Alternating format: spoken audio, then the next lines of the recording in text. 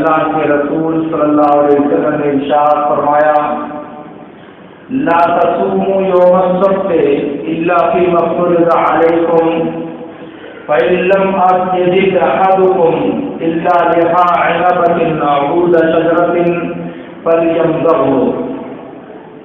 تم میں سے کوئی آدمی سنیچر کے دن فرض کے علاوہ کوئی روزہ نہ رکھے اور اگر کھانے کے لیے کچھ نہ پائے سوائے انگور کے ڈنٹل سے اور درخت کی لکڑی سے تو اسے چاہیے کہ اسی کو چبا لے۔ اس حدیث میں نبی صلی اللہ علیہ وسلم نے اس بات کو سختی کے ساتھ منع کیا ہے کہ سنیچر کے دن فرض کے علاوہ کوئی روزہ نہ رکھا جائے، حتیٰ کہ اگر کسی انسان کے پاس کھانے کا کوئی سامان نہیں ہے، کھانے کے لیے کوئی چیز گھر میں موجود نہیں ہے، تب بھی وہ روزہ نہ رکھے، لکڑی چبا لے، کھجور کا ڈنڈو انگور کا ڈنٹل چبا لے۔ ظاہر ہے کہ یہ لکڑی اور ڈنٹل کوئی کھاتا نہیں ہے، یہ تو جلونی اور ایندھن کے طور پر استعمال کیا جاتا ہے، مگر اتنی سخت ممانعت ہے، کہا کہ اگر یہی کھانا پڑے روزہ توڑنے کے لیے تب یہی کھا لو مگر روزہ مت رکھو۔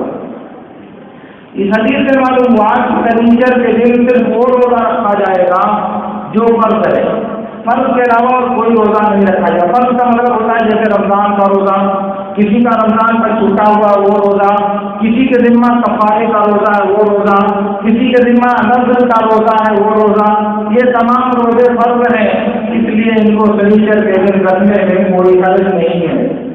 لیکن سوال یہ ہے کہ اگر عاشورہ کا دن یا عرفہ کا دن سنیچر کو پڑ جائے تب کیا کیا جائے؟ اس بار عاشورہ کا روزہ سنیچر کو پڑ گیا تھا، تو اس لیے ہر طرف سے کافی ہنگامہ اور کافی زیادہ باتیں سننے، دیکھنے اور پڑھنے میں آئی۔ ان میں سے علمی گفتگو کرنے والے چند ایک لوگ تھے اور بقیہ اپنی جہالت کا پرچار کر رہے تھے۔ انہی میں سے ایک طلب یافتہ جاہل ہمارے گاؤں میں رہتے ہیں، ان سے کچھ لوگوں نے دریافت کیا کہ اس روزے کا کیا حکم ہے کہ جب سنیچر کے دن روزہ رکھا جائے اور وہ روزہ نفلی ہو، تو انہوں نے کہا بالکل رکھ سکتے ہیں، کوئی حرج نہیں، اس طرح کی کوئی حدیث دنیا میں نہیں ہے، اس طرح کی کوئی حدیث نبی صلی اللہ علیہ وسلم نے بیان نہیں فرمائی ہے اور بالکل یہ روزہ رکھ سکتے ہیں۔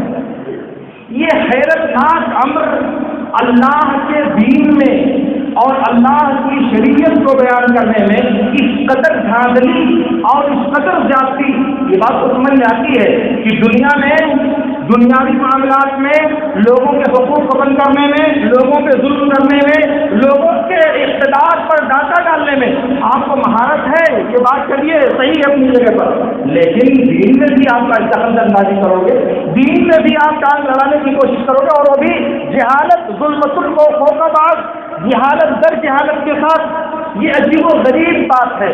میں ان دنوں شہادِ فراش تھا اور خود کو گفتگو کرنے کا متحمل نہیں پاتا تھا۔ میرے پاس اخوان نے اس وقت مجھے فون کیا کہ 2-3 منٹ آپ گفتگو کر دیجئے۔ میں نے کہا کہ ممکن نہیں ہے، کیونکہ یہ موضوع جب چھڑے گا تو بات کھینچے گی اور معاملہ لمبا جائے گا، اس لیے میں نے معذرت کیا اور گفتگو کرنا مناسب نہیں سمجھا۔ لیکن آج جب اللہ رب العالمین نے آپ کے سامنے کھڑے ہونے کا موقع مجھے دیا ہے تو میں آپ سے ایک بات پوچھنا چاہتا ہوں، آپ سنیں اور غور سے سنیں۔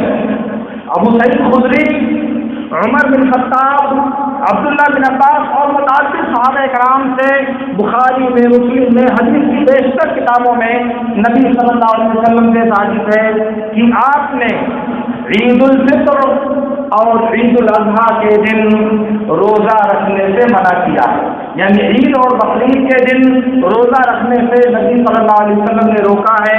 اس لیے عید اور بقرعید کے دن روزہ رکھنا باجماع امت کسی کے لیے جائز نہیں ہے۔ اسی کے ساتھ نبی صلی اللہ علیہ وسلم سے سوموار کے دن روزہ رکھنے کے بارے میں پوچھا گیا، جیسا کہ ابو قتادہ رضی اللہ تعالیٰ عنہ کی روایت صحیح مسلم میں ہے، تو آپ نے فرمایا سوموار کا دن وہ ہے جس دن میری پیدائش ہوئی، جس دن مجھے نبی بنایا گیا، یا اسی دن مجھ پر قرآن کا نزول ہوا۔ اسی طرح سنن نسائی، احمد اور حدیث کی دوسری کتابوں میں اسی معنی کی ایک دوسری روایت ہے۔ اللہ کے نبی صلی اللہ علیہ وسلم سے سوموار کے دن اور جمعرات کے دن روزہ رکھنے کے بارے میں پوچھا گیا، تو آپ نے فرمایا کہ سوموار اور جمعرات کے دن بندوں کے اعمال اللہ کے دربار میں پیش کیے جاتے ہیں۔ بندوں کے اعمال ہفتے میں 2 دن، سوموار کے دن اور جمعرات کے دن رب العالمین کی بارگاہ میں پیش کیے جاتے ہیں۔ میں چاہتا ہوں کہ میرا عمل جب اللہ کے سامنے پیش کیا جائے تو میں حالت روزہ میں ہوں، میں روزے سے رہوں اور میرا عمل اللہ کے ہاں پیش کیا جائے۔ اس جیسی دیگر احادیث سے اہل علم کا اس بات پر اتفاق ہے کہ ہفتے میں سوموار کے دن اور جمعرات کے دن روزہ رکھنا مستحب ہے۔ ہر ہفتے 2 دن روزہ رکھنے کی پابندی کرنا یہ نبی صلی اللہ علیہ وسلم کی سنت ہے، اور نبی صلی اللہ علیہ وسلم زندگی بھر یہ 2 دن روزہ رکھنے کی پابندی کرتے تھے، جیسا کہ بعض روایتوں میں اس کی صراحت ہے۔ اب ہمارے پاس 2 حدیث ہے۔ ایک حدیث یہ ہے کہ عید کے دن روزہ نہیں رکھنا چاہیے، دوسری حدیث یہ ہے کہ سوموار اور جمعرات کے دن روزہ رکھنا مسنون اور مستحب ہے۔ اب اگر عید کا دن سوموار کو پڑ جائے، عید کا دن جمعرات کو پڑ جائے تو کیا کیا جائے گا؟ اگر عید سوموار کو آ جاتی ہے، عید کا دن جمعرات کو پڑتا ہے تو کیا کیا جائے گا؟ کیا عید کی وجہ سے سوموار کے دن روزہ نہیں رکھا جائے گا کیونکہ عید کے دن روزہ رکھنا حرام ہے، یا سوموار کی وجہ سے اس دن روزہ رکھا جائے گا کیونکہ سوموار کے دن روزہ رکھنا مستحب ہے؟ ذرا اس بات کو اچھی طرح سے سمجھیے گا۔ جس دلیل کی روشنی میں، جس قاعدے کی روشنی میں یہ کہا جائے گا کہ سوموار کے دن اگر عید پڑے تو سوموار کا روزہ نہیں رکھا جائے گا کیونکہ عید کے دن روزہ رکھنے سے منع کیا گیا ہے، سیم ٹھیک اسی دلیل سے کہا جائے گا کہ جس دن روزہ رکھنا مستحب اور مسنون ہے، جیسے عرفہ کا روزہ اور عاشورہ کا روزہ، اگر وہ شنیچر کے دن پڑ جائے تو کیا کیا جائے گا؟ تو جو جواب وہاں آپ دیں گے وہی جواب آپ کو یہاں بھی دینا چاہیے، دونوں میں کوئی فرق نہیں ہے۔ عاشورہ کا روزہ مستحب ہے، عرفہ کا روزہ مستحب ہے، شنیچر کا روزہ حرام ہے۔ سوموار کے دن روزہ رکھنا مستحب ہے، جمعرات کے دن روزہ رکھنا مستحب ہے، اور عید کے دن روزہ رکھنا حرام ہے۔ یہ حرمت اور استحباب، وہ حرمت اور استحباب دونوں میں ٹکراؤ ہو رہا ہے۔ کیا کیا جائے گا؟ کیا طریقہ اپنایا جائے گا؟ ظاہر ہے کہ بالاتفاق ہم سب کہیں گے کہ عید اگر سوموار اور جمعرات کو پڑے تو روزہ نہیں رکھا جائے گا کیونکہ عید کے دن روزہ رکھنے سے منع کیا گیا ہے۔ تو اگر عرفہ کا روزہ شنیچر کو پڑ جائے تو وہ کیوں رکھا جائے گا؟ کس لیے رکھا جائے گا؟ آخر قاعدہ تو ایک ہی ہے، اصول تو ایک ہی ہے، ضابطہ تو ایک ہی ہے۔ ایک جگہ ہمارا دل کہتا ہے اس لیے وہاں نہیں رکھا جائے گا، ایک جگہ ہمارا دل نہیں کہتا اس لیے رکھا جائے گا۔ یہ حدیث اور علم اور معرفت کی بات ہے، ظاہر ہے کہ نہیں۔ تو جس قاعدے کی روشنی میں عید اگر سوموار اور جمعرات کو پڑتی ہے تو روزہ رکھنا حرام ہے، اسی قاعدے کی روشنی میں اگر عرفہ اور عاشورہ शनिचर को पड़ता है तो उसी कायदे की रोशनी में उस दिन भी रोज़ा रखना हराम होगा, इसमें कोई शुबा नहीं है। इल्ला ही कि आप ये कहें कि ईद अगर सोमवार को हो तो सोमवार का रोज़ा रखा जाएगा तो आपकी बात अलग होगी। लेकिन अगर आप ईद के दिन सोमवार पड़ रहा है और सोमवार का रोज़ा आप नाजायज़ कहते हो और यकीनन कहते हो तो आपको शनिचर के दिन अरफा का रोज़ा अगर पड़े तो आपको नाजायज़ कहना पड़ेगा, क्योंकि जो कायदा वहाँ है वही कायदा यहाँ भी है। दोनों में कोई फर्क नहीं है।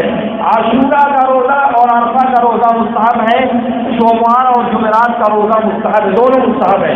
ईद का रोज़ा हराम है, शनिचर का रोज़ा हराम है। दो हुर्मत और दो इस्तेहबाब जमा हुआ तो जो कायदा एक जगह लगाएंगे वही कायदा दूसरी जगह भी आपको लगाना मजबूरी है, वरना आप तनाकुस के और इस्तिराब के शिकार कहलाएंगे।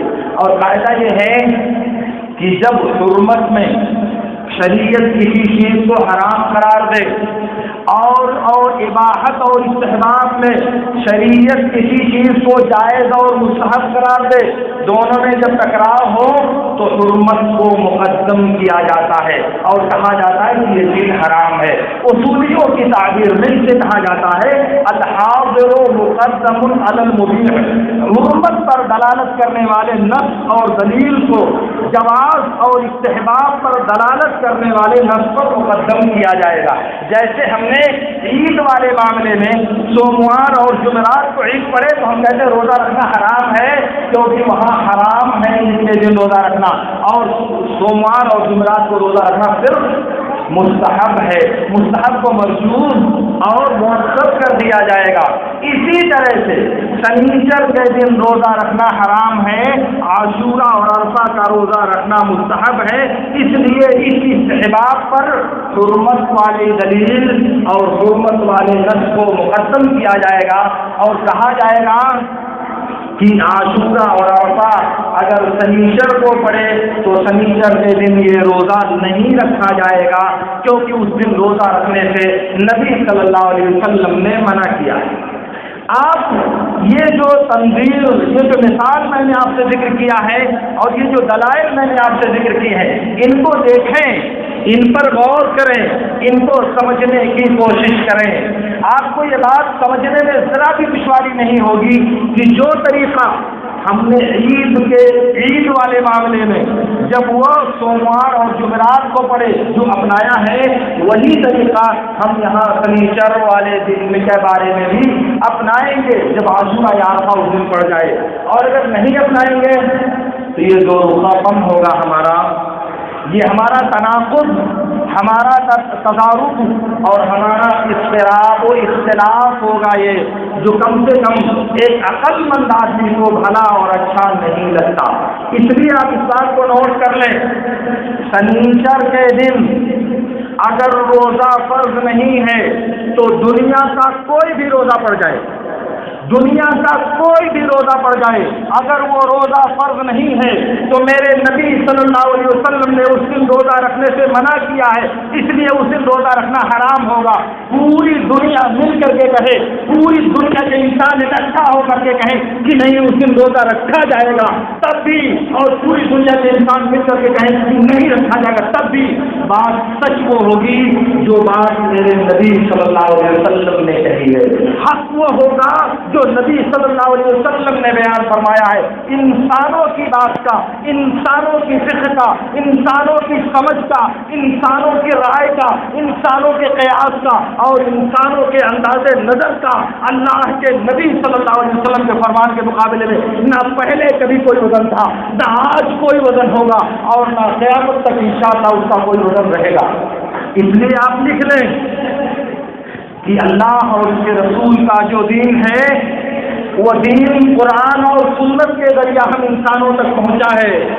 उस दीन की हिफाजत की जिम्मेदारी अल्लाह रब्बुल आलमीन ने लिया है और कहा है इन्ना नहनु नज़्ज़लना ज़िक्रा व इन्ना लहू लहाफ़िज़ून।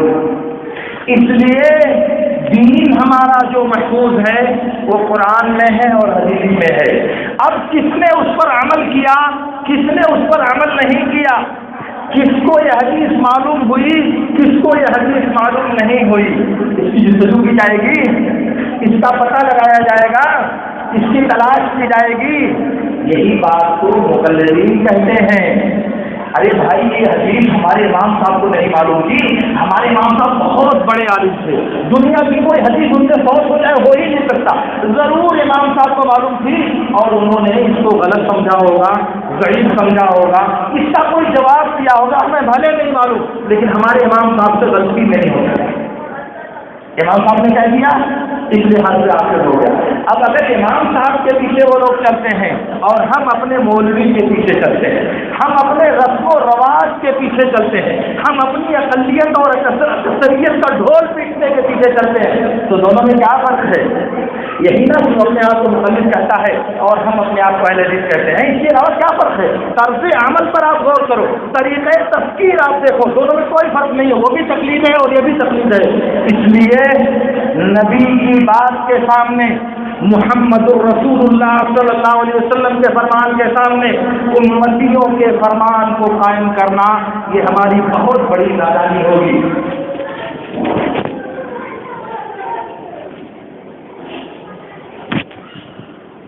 میرے دوستوں، میں آپ سے عرض کرنا چاہ رہا ہوں کہ یہ جو حدیث ہے میرے بعض عزیزوں اور کیا بتاؤں ان کو جہالت پرست انسانوں کو پتہ نہیں کیوں لگتا ہے کہ یہ حدیث صحیح نہیں ہے۔